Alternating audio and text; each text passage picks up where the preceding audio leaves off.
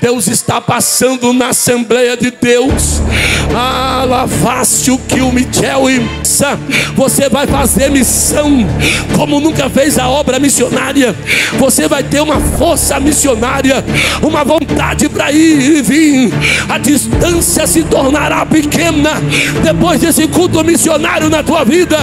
Deus está te dando força.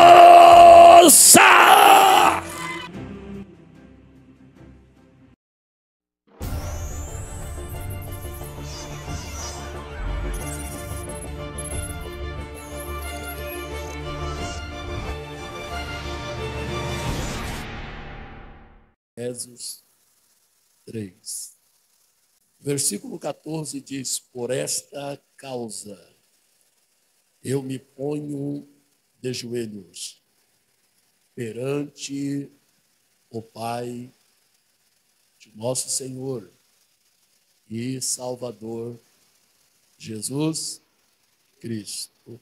Amém? Assente, dando glória a Deus. Queridos, eu sei que a expectativa é gigantesca dentro daquilo que nos traz a esse lugar, essa casa, esse ambiente de adoração. Ouvir a voz de Deus para todo aquele que aceitou a fé, conhece a pessoa bendita do Cristo, é sempre um prazer e um privilégio. A palavra é aquela que nos dá a direção, a base e também a estrutura. E sabemos que dentro do processo daquilo que passamos, no final cantaremos o hino da vitória. De repente você está sendo afligido, apertado, esmagado ou até mesmo amassado. E quem sabe, você já tem dito: eu não aguento mais, para mim não dá. Mas eu gostaria de dizer a você uma coisa importante: é necessário conhecer a Deus. Quando eu conheço Deus, eu entendo os seus propósitos, compreendo os seus projetos e sei de uma coisa: nenhum plano dá errado quando eu conheço Deus. Se de repente você está batendo a cabeça e você está dizendo: eu estou tentando e nada, quando eu conheço a Deus, nenhum plano dá errado. Agora você entende porque às vezes você tenta fazer, parece que as coisas saem do propósito. O que está faltando? Conhecimento de Deus. E é justamente isso que eu quero ministrar nesse culto de missões, porque para fazer missão é necessário conhecer o Deus das missões.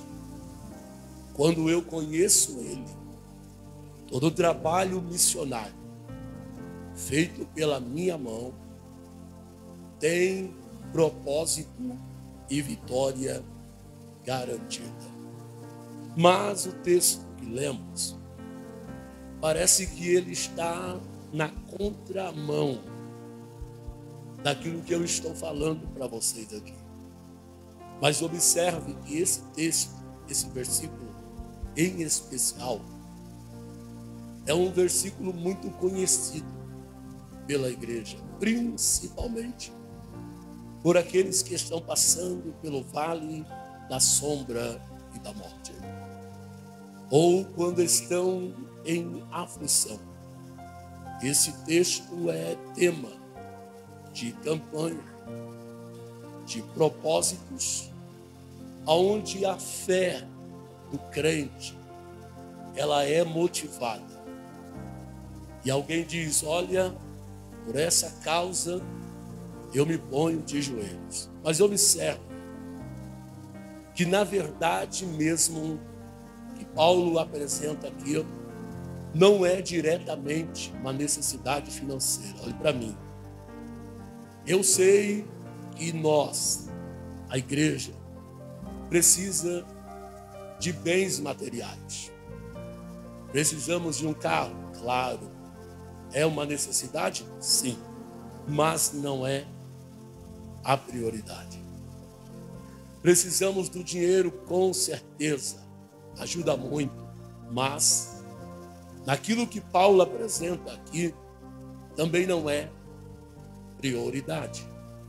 Logo, Deus, Ele quer que você entenda que quando você consegue compreendê-lo, você consegue compreender a sua igreja. Ainda ontem eu pregava e eu dizia que tem pessoas que eles estudam. Eu quero liberar para você, não é pecado estudar, pode estudar. Mas eu dizia que tem pessoas que estudam para descobrir a essência de algo.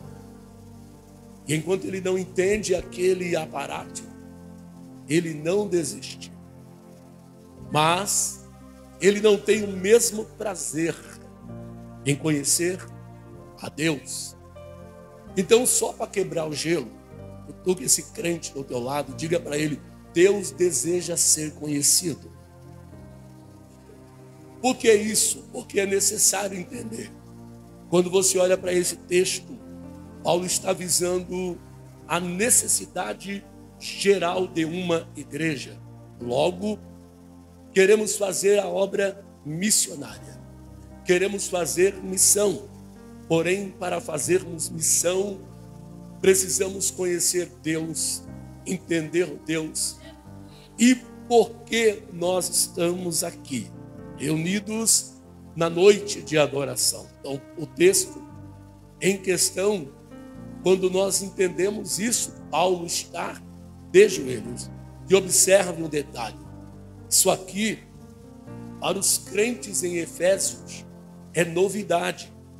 A prática da oração com os joelhos dobrados ao chão, para eles é novidade. Você não vai encontrar na Bíblia muitas pessoas orando de joelhos. Se você observar um pouquinho ali atrás, a prática antiga dentro da cultura, não era normal um judeu colocar o joelho no chão. Era normal alguém, quando fosse orar a Deus, sempre estar de pé. De preferência, ele se posicionava diante da muralha, meneava o seu corpo e levemente balançava a fronte da sua cabeça.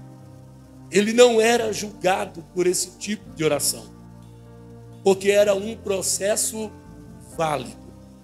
É por isso que eu nunca irei questionar se você ora em pé, se você ora deitado, se você ora rolando, sentado, não importa, desde que você esteja falando com o Deus Todo-Poderoso. Como você estará, não sei, mas eu sei de uma coisa: Deus estará te ouvindo. Para isso, é preciso você entender porque Paulo está de joelhos. O posicionamento dele se torna diferente agora. Quem olha ainda não está entendendo o que está acontecendo. Mas olha Paulo, pastor de igreja, cuidador de rebanho, doutrinador, ensinador, ele poderia dizer assim: olha, gente, vamos avançar do jeito que estamos, mas há um campo que precisa ser alcançado. Para isso é necessário que haja uma igreja pronta e preparada para fazer missão. Então, logo após a oração, quando ele inicia a oração, ele vem descrevendo dentro do texto. Você conhece a Bíblia, mas ele vem descrevendo, e ele diz o seguinte: toda a família, toda a família, no final, terá que chamar pelo nome de Deus. Ou seja, no final de tudo, nome que será proclamado, anunciado, chamado, será o nome de Deus. Logo, você não compreendeu isso aqui, porque um dia eu estava na calçada, eu testemunhei isso, eu estava lá. Então eu posso lhe dizer, e eu estava esperando meu filho chegar da escola, mas do outro lado, numa sacada de uma casa, havia uma mulher, e ela era uma espírita macumbeira, e ela é dona de um centro.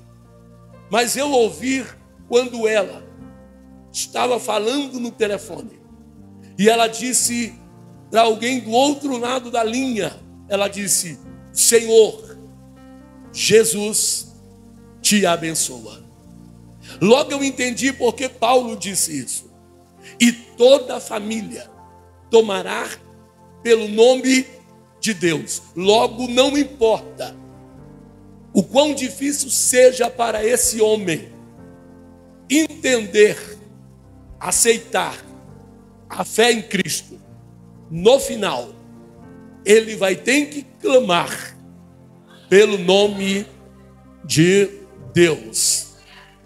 O que você ainda não assimilou é que, ainda que o mundo não queira, não aceite, não goste, eles terão que gritar aonde está o Deus da igreja poderosa. Logo, perceba que terão que clamar o nome de Deus. A você que prega, a você que tem alguém na sua casa, a você que tem alguém na escola, a você que tem um amigo lá na faculdade, e ele grita e diz: eu sou ateu, não serei crente, não me fale de crente, e nem me fale de Deus.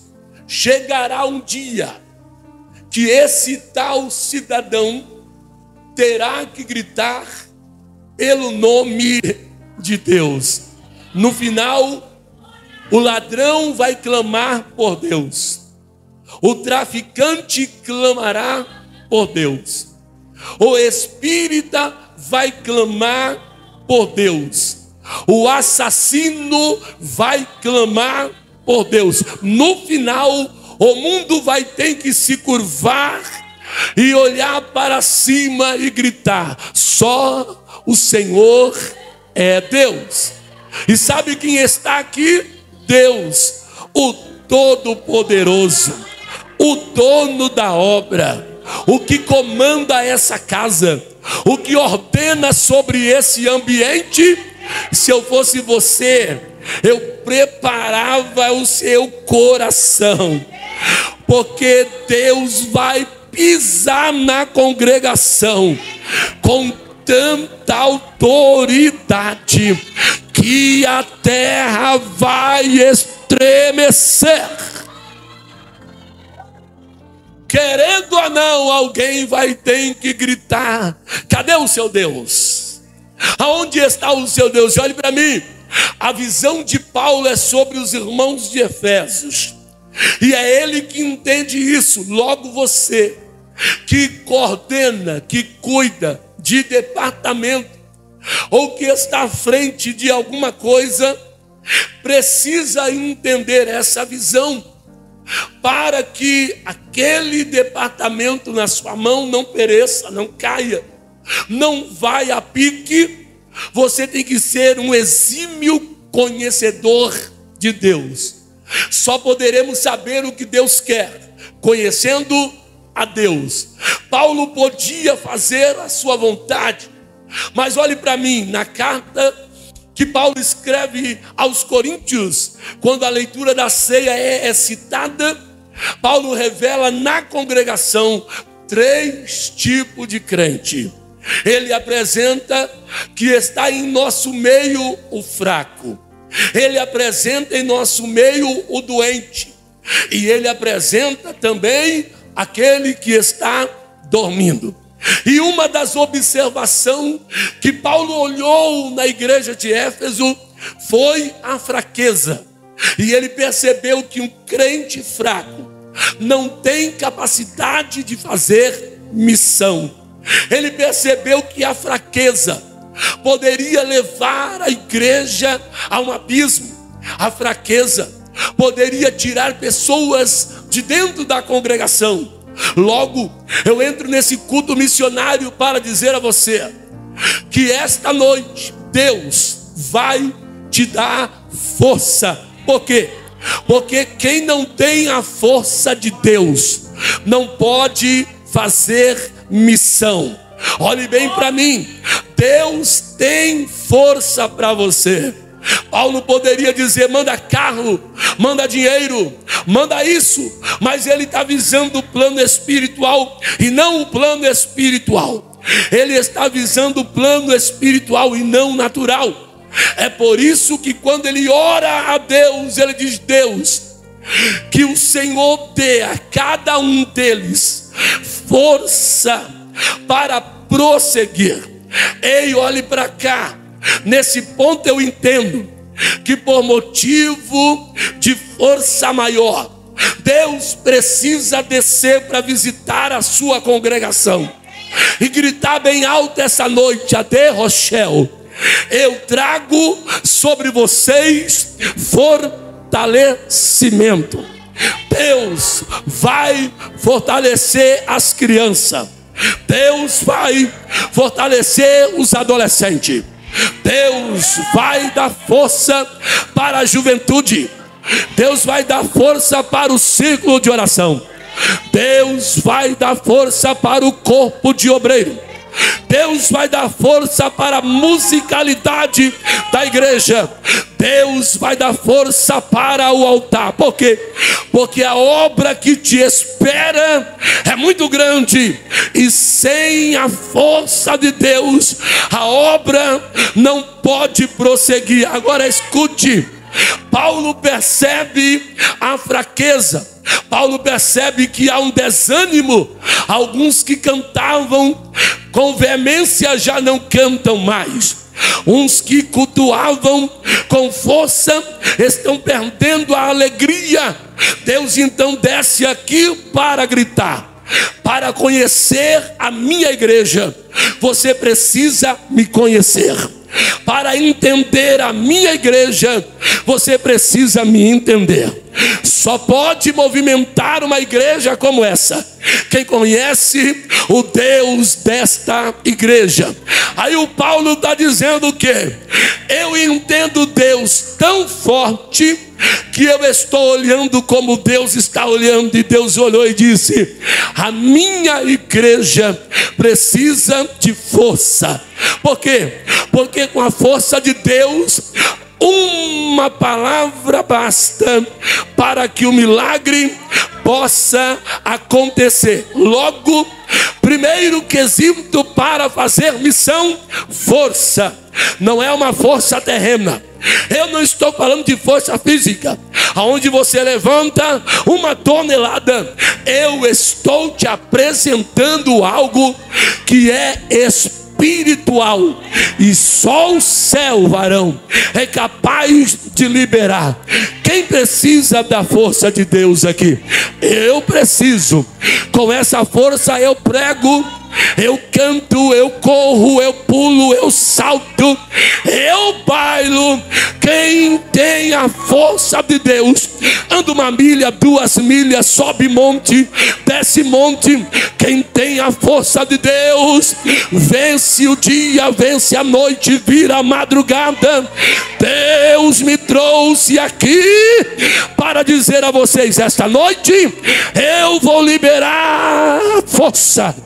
Recebe a força, recebe a força. Força nos pés, força na mão, força nos pés, força na mão. Recebe força. Não tem gente que ainda não entendeu. Alguém está orando. Recebe força na mão, força no pé, força na mente, força nos olhos, força na visão, força na audição, força no corpo e no coração. Recebe a força de Deus. Recebe aí, meu filho, vai. Recebe força, canta, pula, salta, corre. Essa força vai descer como uma avalanche poderosa aqui dentro nesta noite, porque o Deus desta igreja já determinou. Eu estou liberando a minha força sobre esta tenda nesta noite. Receba!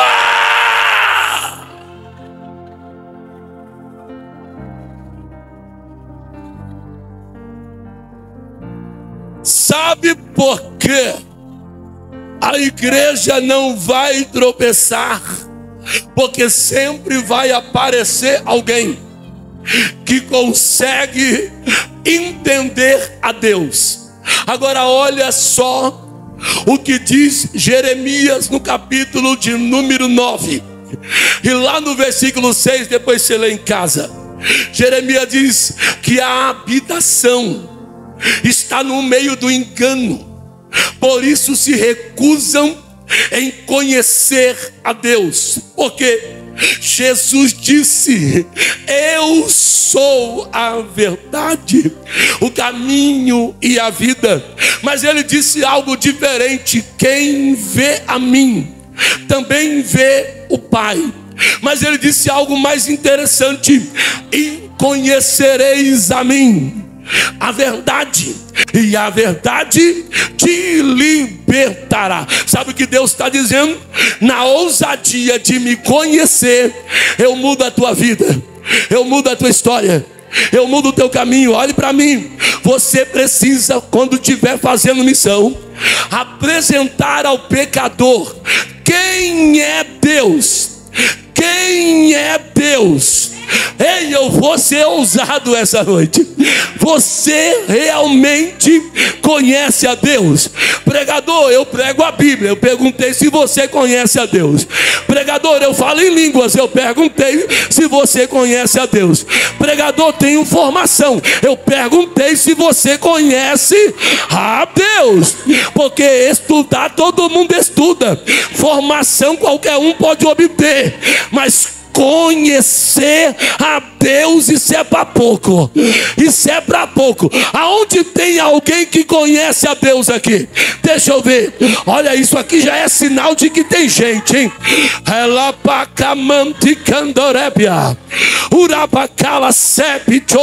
Sabe o que é isso aí? É a força de Deus invadindo a tenda. De ponta a ponta, Deus está derramando força. Força é força que vem do alto, não vem de baixo, vem de cima.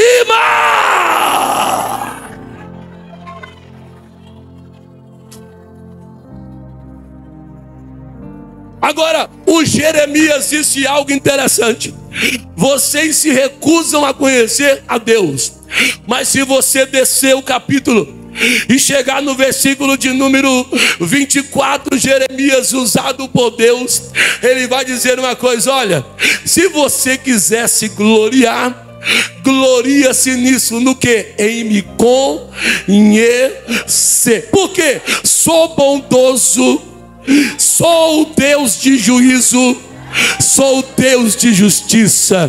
Deus está passando na Assembleia de Deus, Lavaste que o Michel, para perguntar para vocês: me conhece de fato como dizem que me conhece? Quem sou eu para ti? Uns dizem que tu é o Batista, outros dizem que tu és Jeremias, e tu és o Cristo. Falaste a verdade, porque a carne não tem poder de revelar, mas o meu Espírito. Rapaz, levanta a mãozinha para cima, recebe pela palavra força. Você vai fazer missão como nunca fez a obra missionária. Você vai ter uma força missionária, uma vontade para ir e vir. A distância se tornará pequena depois desse culto missionário na tua vida. Deus está te dando força.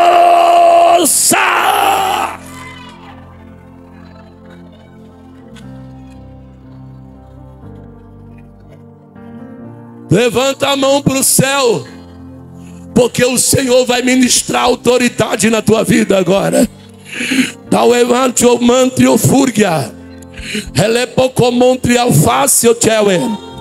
Cauiminal e mele plante o que minele fore, reparte o que me dure assar. Sabe o que Deus está dizendo? Eu reparto com vocês a minha força esta noite. O altar que se prepare, tem força de Deus para esse altar. Alguém veio receber desse Deus aqui poderoso? Alguém veio receber a primeira parte desta mensagem?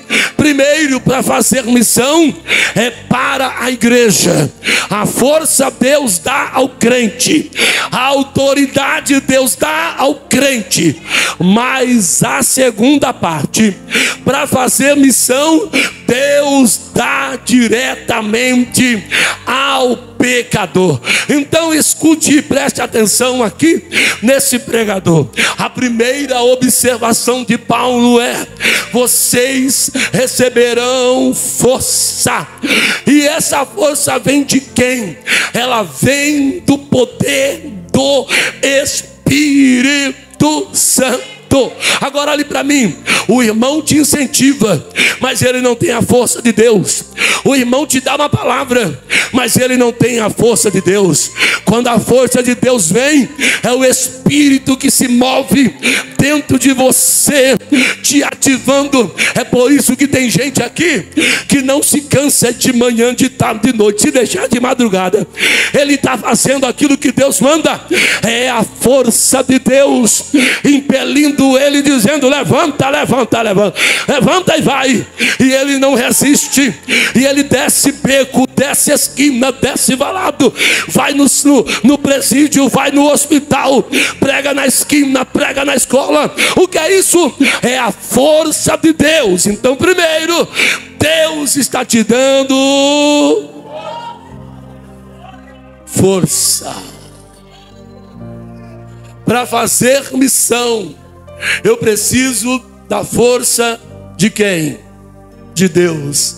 Sem esta força eu não faço nada. Quem dá a força é Deus. Só que quem está direcionando o culto, quem está dirigindo o culto, é Ele que tem a liberdade de entender. Olhe para mim, o que Deus está querendo. Só que para isso acontecer, eu preciso entender Deus. Se eu não entender Deus, eu darei as oportunidades de forma errada, falarei o que não deve no culto, colocarei pessoas para falar de modo aleatório. Agora, quando eu entendo Deus, tudo é encaixado, né? Tudo é direitinho, tudo é bonitinho, tudo, né? Tudo é posicionadinho. Deus está dizendo para você que é líder de departamento, que é regente de grupo, para você que é professor da EBD, você precisa me conhecer. Para fazer a obra que eu tenho, você precisa saber quem eu sou. Não adianta ficar se gabando em cima do conhecimento, sem saber o que eu sou. Eu sou muito mais do que um livro que você lê. Eu sou muito mais do que uma língua que você fala. Eu sou muito mais do que uma exegese que você aprendeu. Eu sou muito mais do que a hermenêutica que você domina. Eu sou muito mais do que o seu curso teológico e do seu bacharel. Eu sou muito mais do que o seu conhecimento. Sabe o que Deus está dizendo? Venha me conhecer esta noite, para tu entender o propósito missionário. Aprenda a conhecer o Deus. O Deus das missões está presente em nosso meio.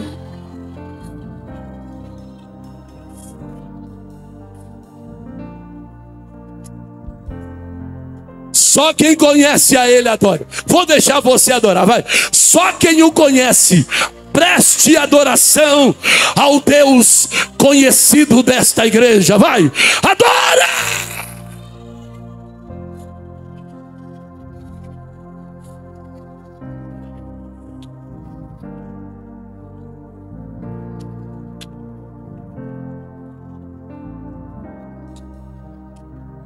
Teu emácia cama nasceu como fa, tu libi cama como te tu remina. A minha força vai te invadir, vou te tomar, vou te encher, vou te capacitar.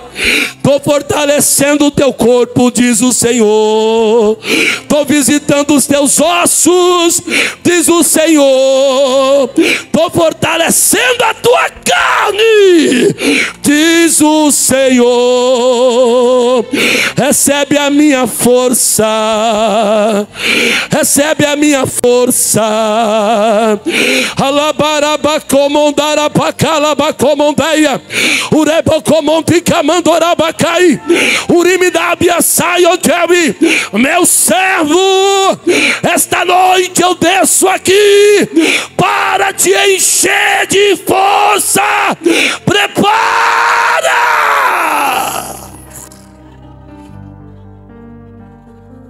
Eu tenho força para você também. Eu tenho força para você também.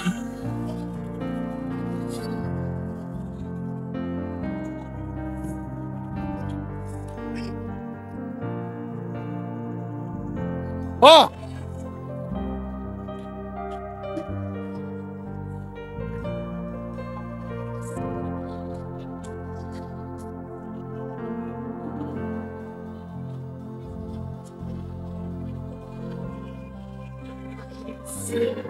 Esse barulho que a gente ouve é a força de Deus, que nos motiva a gritar, a dar glória, a pular. É a força de Deus. Agora olhe para esse pregador aqui, porque o que eu preciso que você entenda é que alguém está orando. Não tenho nada contra, pode fazer a campanha que você quiser, pode fazer, pode pegar a sua causa, pode apresentar. Não estou aqui para desfazer aquilo que a tua fé já gerou em seu coração. Faça a campanha. Mas o que eu quero mostrar a vocês é que o propósito divino de Deus na vida de Paulo, quando ele está de joelhos, não é o material da igreja em Éfeso, mas é o espiritual da igreja. Porque, pastor, se o espiritual estiver bem, tudo vai bem. Se o espiritual tiver cuidado, tudo acontece. Buscai primeiro o reino, depois, se cuidar do espiritual, Deus manda carro, Deus manda dinheiro, Deus manda recurso, Deus manda provisão. Mas primeiro Deus quer que você cuide do teu espiritual. Primeiro Ele está dizendo assim: vem me conhecer, para você saber que eu tenho uma obra na sua. Agora olhe para mim. Eu vou perguntar, vocês dizem sim ou não. Deus erra? Tem gente que está com medo. Deus erra? Deus não erra. Quem erra, Deus ou o homem? o homem. Agora olhe para cá. Porque a importância de se conhecer a Deus é você entender que você não pode ir contra Ele, contra a vontade dEle. Vou dar um exemplo e a gente volta para a mensagem. Jeremias, capítulo 1. Qual era o propósito do pai de Jeremias? Que ele fosse o quê? Esse é o propósito humano. Você vai ser propósito? Mas se ele conhecesse a Deus, o Pai,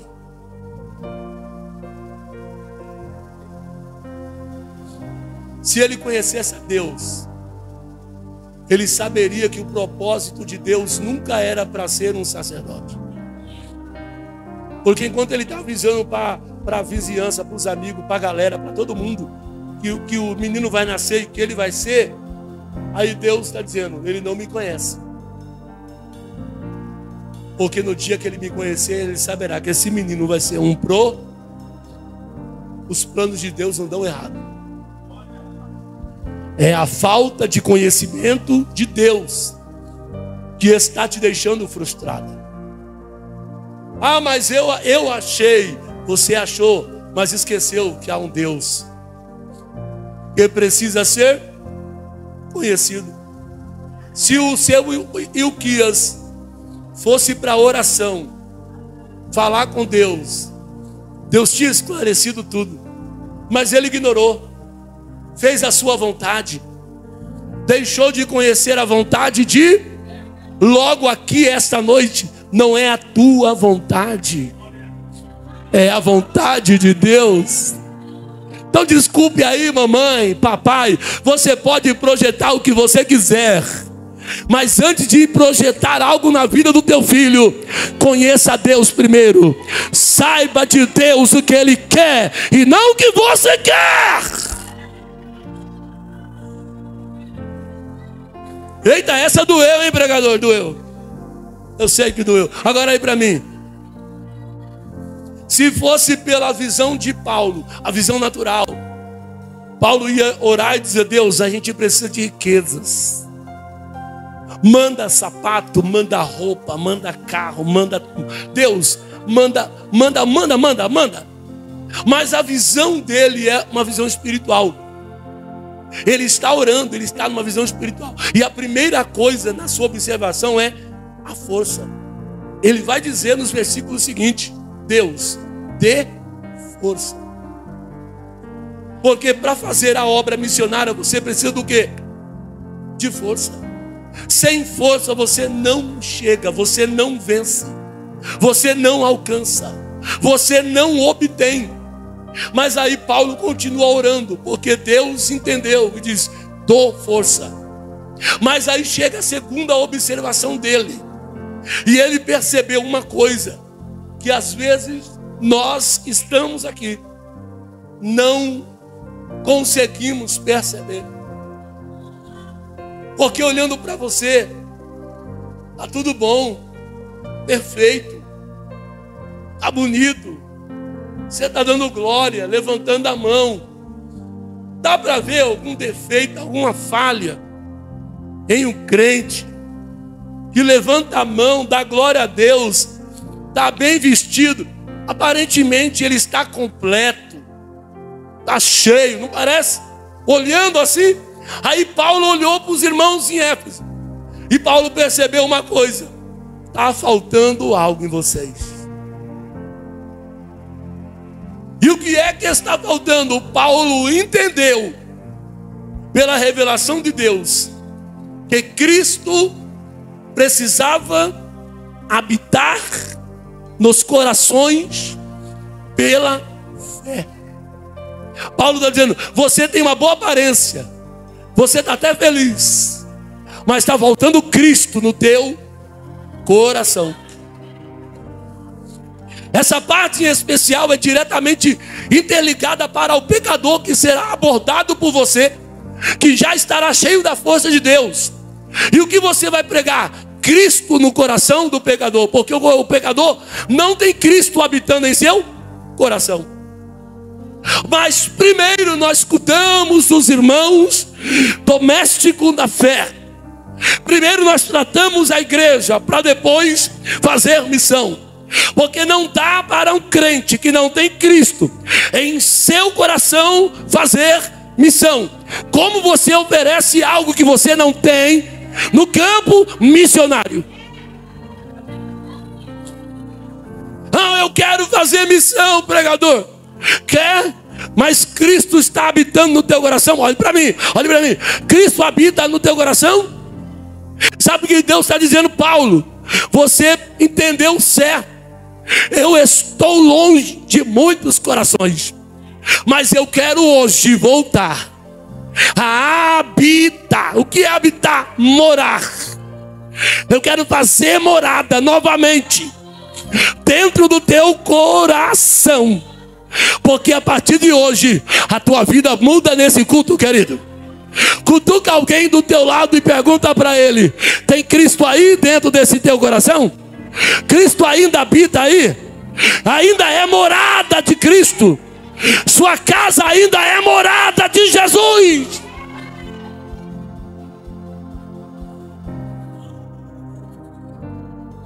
Espera aí, pregador. Somos uma igreja poderosa. Você não está vendo? Claro que eu estou vendo. Somos uma igreja cheia. Você não percebe? Claro que eu percebo. Mas quando eu entendo Deus, eu consigo ver como Deus está vendo. Quando eu conheço Deus, eu consigo sentir o que Deus está sentindo. E olhe, Deus não está a ponto de vomitar vocês. Não é essa a razão de Deus aqui hoje. Deus sabe que se Ele não habitar no coração, a igreja não pode permanecer de pé. Paulo olhou para os irmãos de Éfeso e disse: olha, gente, vocês estão tudo legalzinho aí embaixo, hein? Mas ó, Cristo precisa habitar em vossos corações. Aí você já tem, primeiro, a força de Deus. Segundo, Cristo habitando aonde? Em seu coração. Você já tem dois pré-requisitos para entrar no campo missionário. Você tem força e você tem Cristo. Vai se deparar com alguém que não tem força e não tem Cristo. Não. Eu não sei, querido, eu trabalho com missão há muito tempo. Eu me envolvo em missão.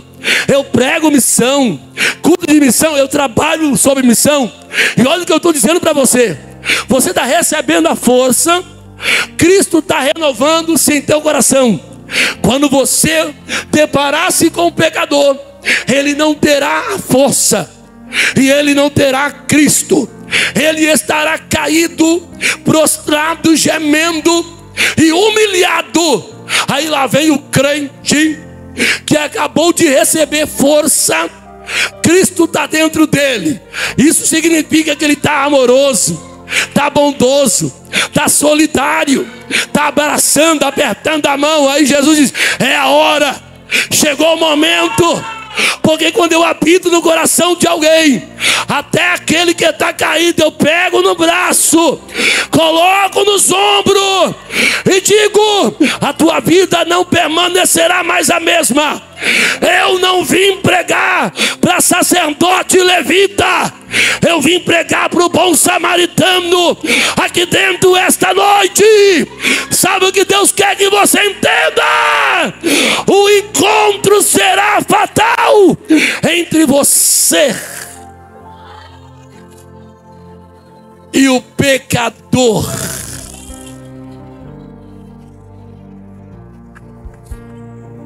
Peraí, pregador, o que tu está dizendo? Olhe para mim, Atos capítulo 8, versículo 26 a seguir. O homem que vem lá de Jerusalém, de onde ele vem? Não, de onde ele vem? Lugar de adoração, lugar de culto, lugar de encontro. A nata, a massa estava reunida lá em Jerusalém. O culto terminou. Ele entrou na carruagem com a escritura aberta na sua mão. E ele vinha lendo acerca do profeta Isaías. Entendia? Não. Filipe, levanta-te, pois, agora e vai. Estrada deserta. Vai para o caminho de Gaza. Por que, Deus? Porque chegou a hora do confronto. Você tem a força e você me tem. Ele não tem força e ele não me tem. Chegou o grande momento. É o que Deus quer que você entenda. Força eu já te dei. Eu já estou em você. Agora é a hora do confronto. Só que olhe para mim. Eu vou apresentar pelo menos 3 quesitos para a obra missionária. O primeiro quesito é força. O segundo quesito é Cristo. Você transmite Cristo e ele passa a habitar no coração do pecador. Mas a terceira observação de Paulo, por causa do tempo, é outro detalhe, porque Paulo olha para os irmãos e ele não é egoísta aqui, porque ele percebe que todos precisam ter o mesmo conhecimento. Olhe para cá.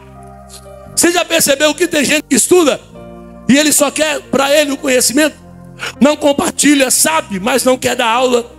Tem entendimento, mas não quer ensinar. É egoísta, arrogante, prepotente. Esse aí não conhece a Deus e nunca o conheceu. Mas quando o homem conhece a Deus, ele diz assim: olha, vamos dividir o conhecimento. Porque na terceira observação Paulo diz: Senhor, dê aos irmãos que estão em Efésios o poder de te conhecer.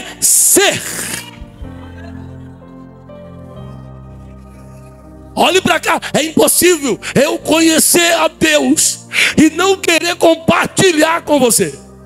É impossível uma igreja que detém a autoridade do céu, onde Cristo caminha por ela e o Espírito baila sobre ela. É impossível uma igreja dessa deter para ela só o conhecimento. Só nós cresce, só nós tem, só nós faz, só nós só nós nada. Há uma multidão caída na Pacamachandaravai. Há uma multidão caída. Repasse terminar. E Deus está em busca de alguém que detém o poder, o conhecimento e a autoridade. Para quê?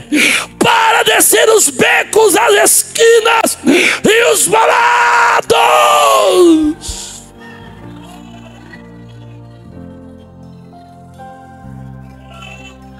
Tem alguém? Tem alguém? Diga para o irmão bonitinho do teu lado: Deus tem que ser conhecido. Fala para ele: quer fazer missão? Conheça a Deus. Ah não, eu conheço o líder. Não é conhecer o líder de missão, é conhecer o Deus das missões. Quer fazer missão? Conheça Deus. Posso ir mais além? Quer pregar? Conheça Deus. Quer cantar? Conheça Deus. Quer adorar? Conheça Deus. Quer servir? Conheça Deus. Quer receber revelação? Conheça Deus. Quer ter uma profecia? Conheça Deus. Quer variedade de língua? Conheça Deus. Esta noite Deus está dizendo: eu desejo ser conhecido pela minha igreja. Quem deseja me conhecer?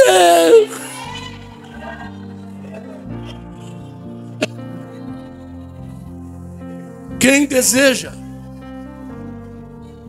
Aí o Paulo diz assim: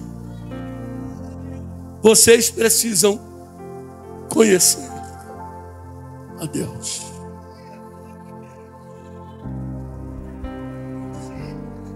Precisamos conhecer a Deus.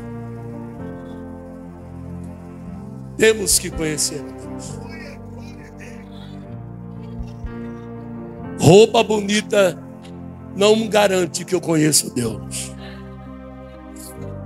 Palavras bonitas não garante que eu conheço a Deus.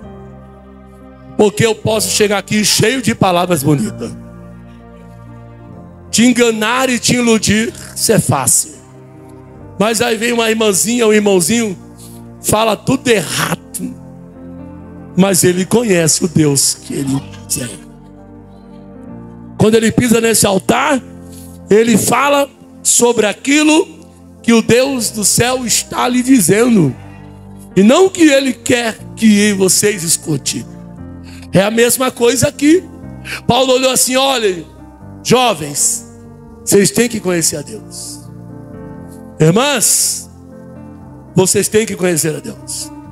Crianças, vocês têm que conhecer a Deus. Obreiros, vocês têm que conhecer a Deus. Sonoplasta, tem que conhecer a Deus. Músico, você tem que conhecer a Deus. Obreiros do altar, presbíteros, diáconos, evangelistas e pastores, precisamos conhecer a Deus. Conhecer a Deus.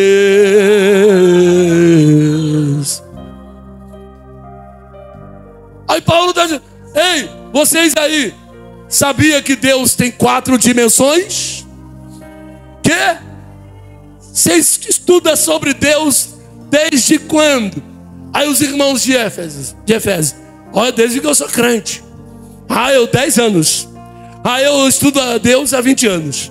E não, 30 anos. Você conhece? Sim. Mas você sabia que Deus tem 4 dimensões? Você conhece as 4 dimensões de Deus? Na obra missionária é necessário conhecer as dimensões de, olha para mim, as dimensões registradas na terra pelo homem é limitada, mas as dimensões de Deus é ilimitada.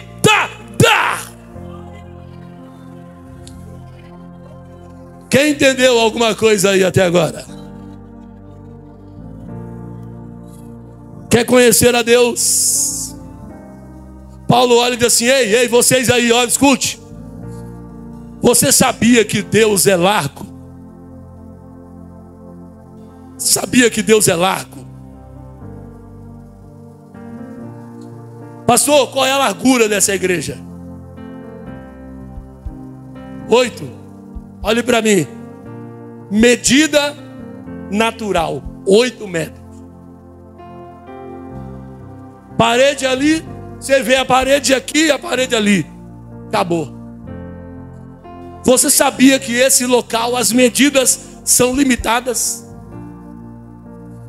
E dependendo do número de pessoas, você tem que colocar na porta lotação máxima. Mas eu quero apresentar a vocês o Deus que é largo. Paulo fala sobre a largura de Deus. O que é isso? Deus abrange, alcança, se estende sobre toda a terra. Toda a terra. Deus é tão largo que o homem não consegue limitar. Eu estou lhe dizendo que quando você se encontrar com o pecador e ele disser que não tem espaço para ele, você vai dizer: o templo na terra físico é limitado, mas eu apresento Deus ilimitado. Tem espaço para quem quiser chegar.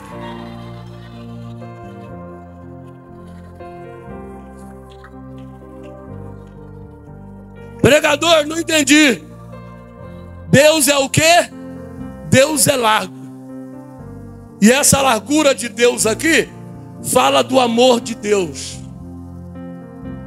Deus está dizendo: vem o branco, vem o negro, vem o alto, vem o baixo, vem quem tem, vem quem não tem, vem o ladrão, vem o ladrão de corações, Vem o traficante, venha o estripador, venha o assassino, venha o condenado, venha a meretriz, venha o homossexual, venha quem quiser, porque Ele é largo.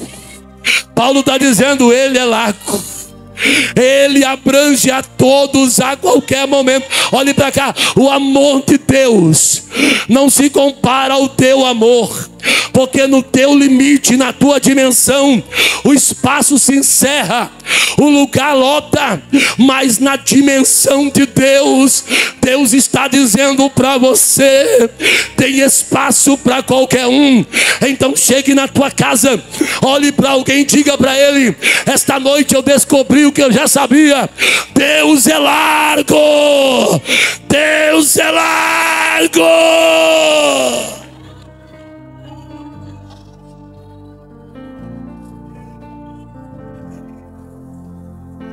Mas não é só isso não. E eu termino em 2 minutos para 4 minutos, chegando a 10. Olhe para mim. Você sabia que o seu Deus é largo?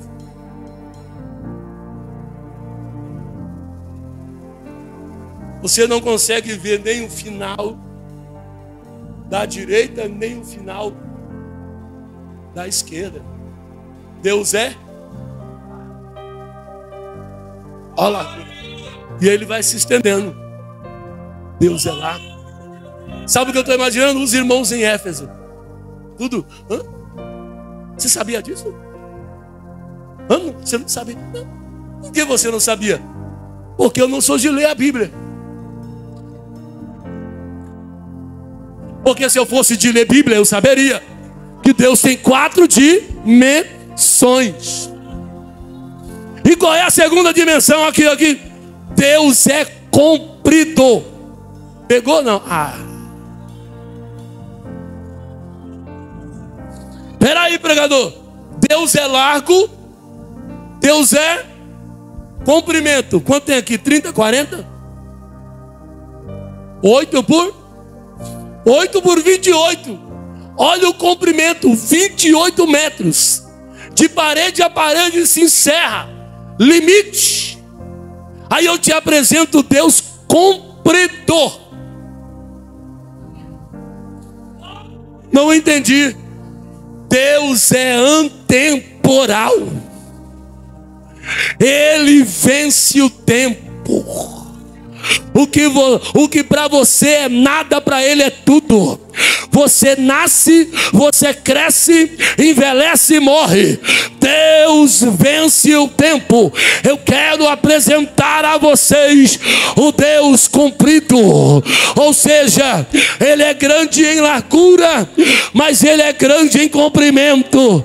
Não, ninguém entendeu. Deus é maior do que você pode imaginar. O pecador precisa entender que Deus é largo, mas ele é comprido também. Deus não é apenas largos e Deus não é apenas comprido. Mateus, a Bíblia diz que Deus também é alto. Paulo está dizendo, a terceira dimensão de Deus é a altura. Logo você tem um Deus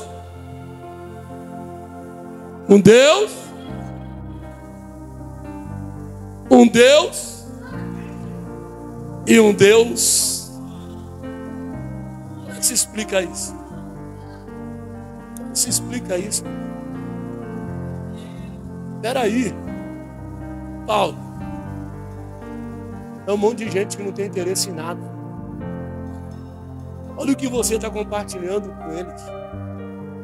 Você já imaginou quando o pregador descobrir que Deus é largo, que Deus é comprido, que Deus é alto?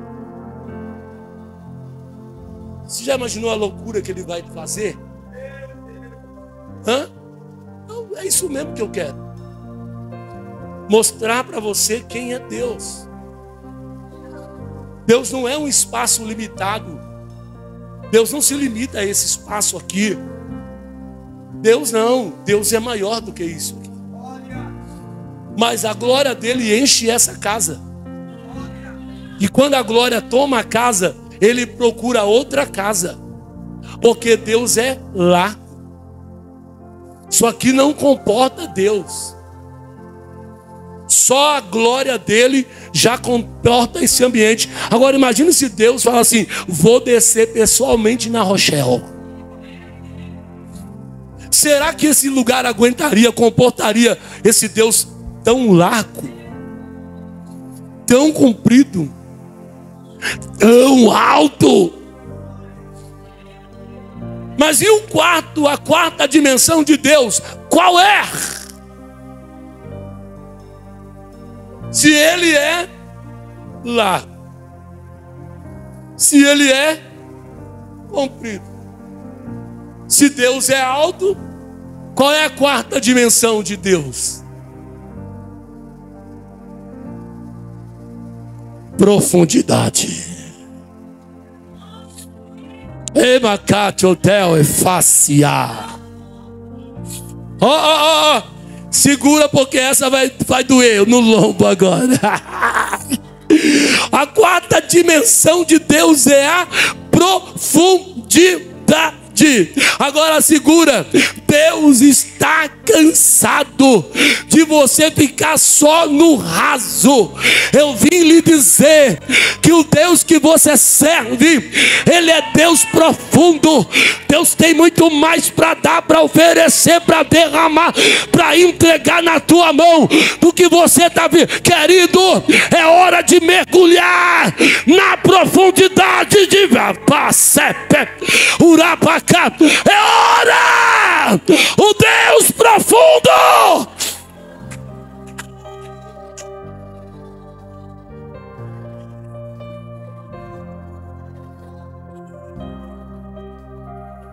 Aqui.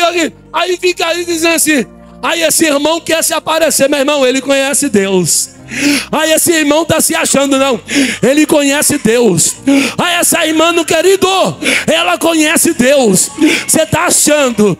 Se eu conheço Deus, eu vou ficar aqui em cima do altar, fazendo de conta que eu não sou nada. Eu conheço o Deus que fala no meu coração agora. E sabe o que ele está mandando dizer? A minha glória descerá nesta casa de uma forma tão poderosa que você não vai poder comportar o peso da glória. Deus é Deus profundo. Chegou a hora, pastor, de buscar junto com os obreiros a profundidade de Deus.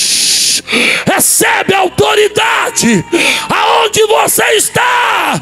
Apacamandorabarácia. Ai. Receba.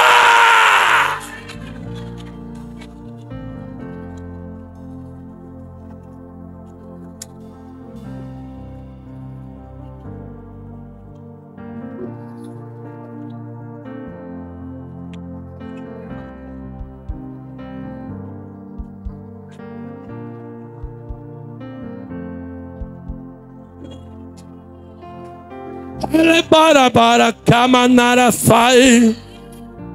Ela para camanto como te camarai. Iribitora camanto me neve fai. Elevação. Eramachai. O Senhor está dizendo: chegou a hora de marchar. De marchar é marcha. Chegou a hora da marcha. É papacamanto quemé. Urabacato como dessa. Ela para conchofar. Ayata camácia. Resista quem quiser resistir. Mas está descendo sobre esta tenda o peso da glória. Ayabacaba comonda camandara. Urabaraba comonderi. Urabacamando reminácia. Alabaromide.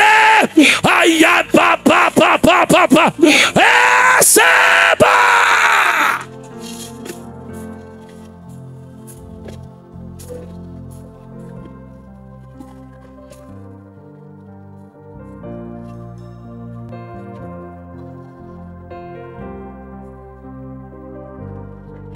Pega na mão de alguém.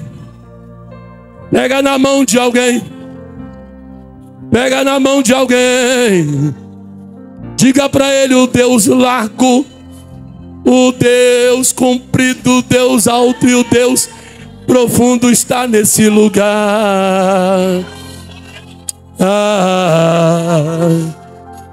Segura bem firme na mão desse crente, porque a glória vai ser compartilhada.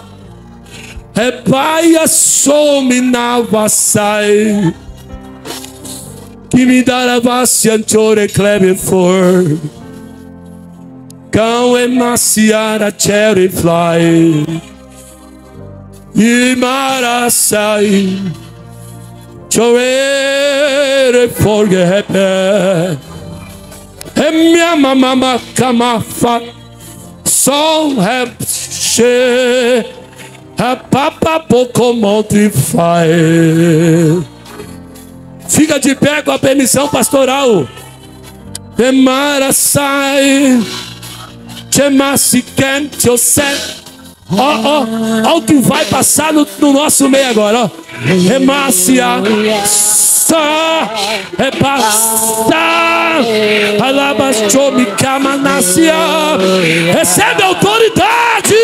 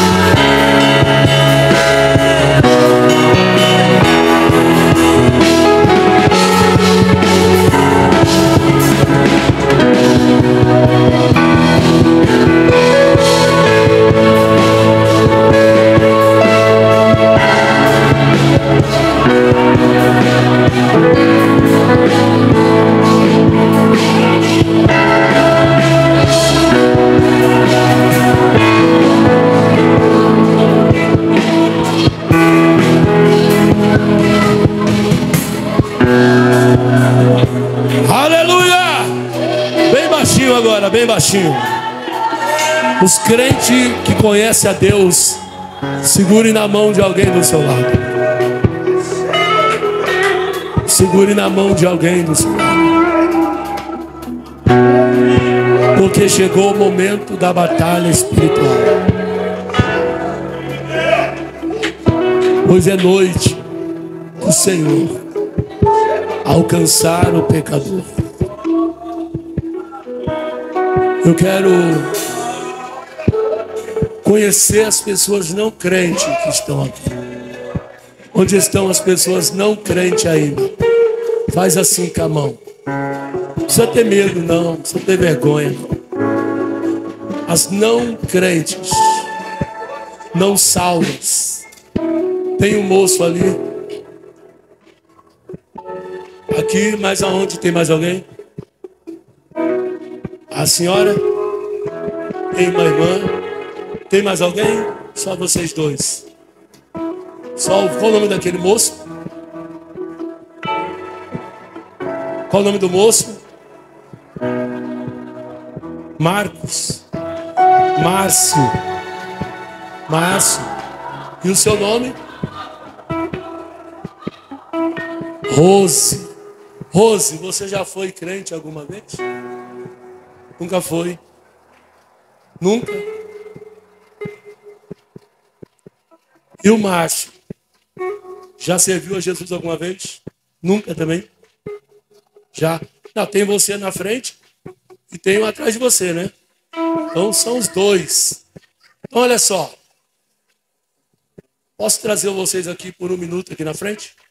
Coisa rápida. Pode vir, Rose? É questão de coisa rápida. Eu já dispenso vocês e Deus seja louvado. Eu quero que a igreja segure um na mão do outro aí. Momento de comunhão. Comunhão. Você é afastado? Não, né? Afastado? Quanto tempo? Mais ou menos.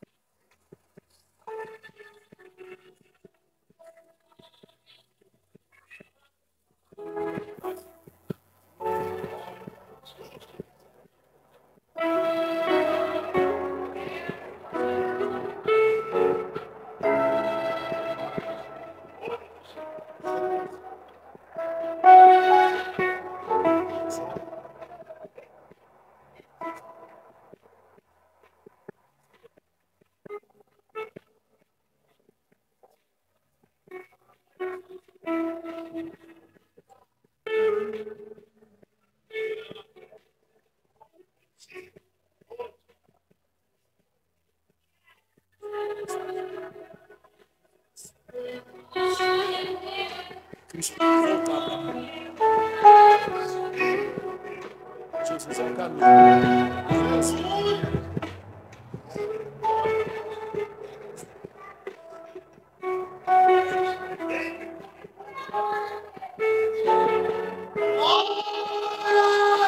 Meus irmãos, escute bem aqui. Nosso amigo irmão aqui, ele está afastado. Já tem muito tempo. Mas ele ainda não se sente à vontade para retornar à casa do Pai. Mas a gente vai cobri-lo com a oração. Porque Deus o ama muito. Temos aqui um jovem, Marcos. Ele é aquele tipo de pessoa indecisa. Ele ainda não sabe o que quer. Ainda não decidiu totalmente, irmão.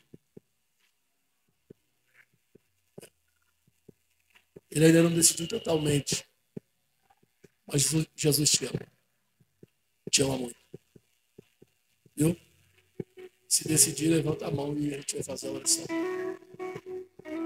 Você está em dúvida? Vou te dar 30 segundos para pensar.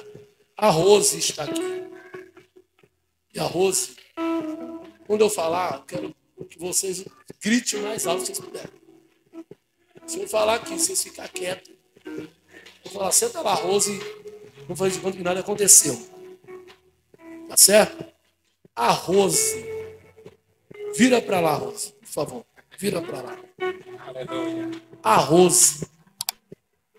Quando eu falar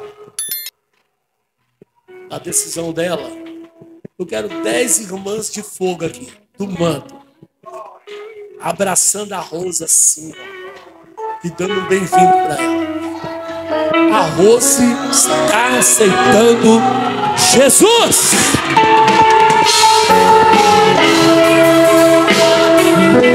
Vem, mas vem!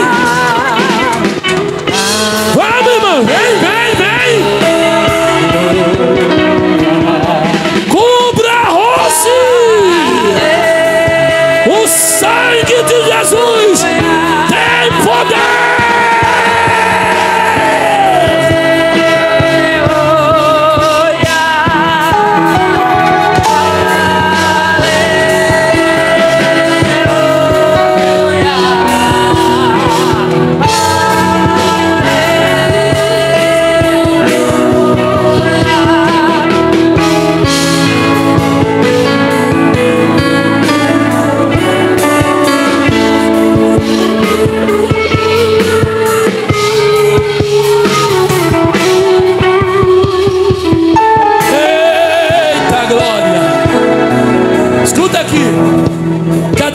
Larissa, Larissa, cadê Larissa?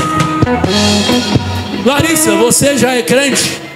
Tem jeito de crente. Vem aqui rapidinho. Fica aí com a Rose, irmã, não foge não. Fica com a Rose.